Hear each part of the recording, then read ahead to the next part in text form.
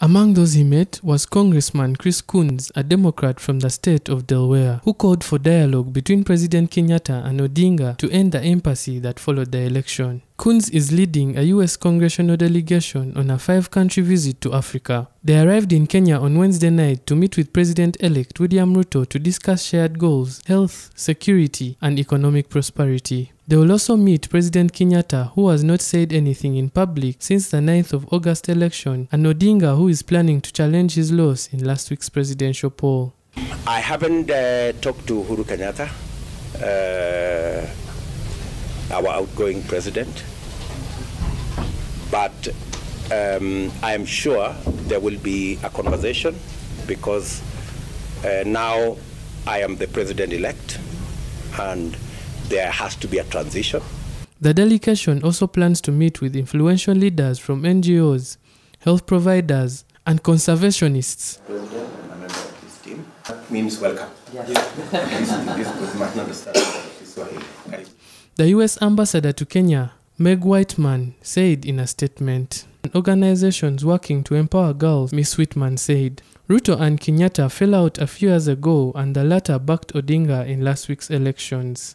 Odinga has said he is exploring all constitutional and legal options to challenge his close election loss. His campaign has a week from Monday's declaration of Ruto as the winner to go to Supreme Court, which will have 14 days to rule on the matter. On Monday, IEBC chairperson Wafula Chebukati announced Ruto won the election with 7.1 million votes, about 50.5% of the total votes cast.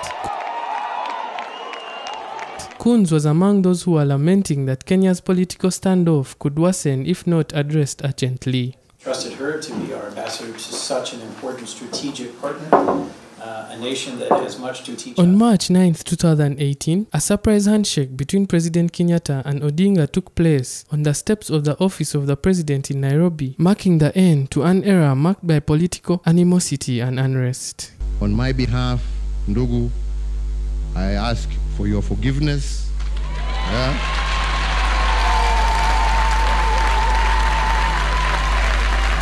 And I tender my apology.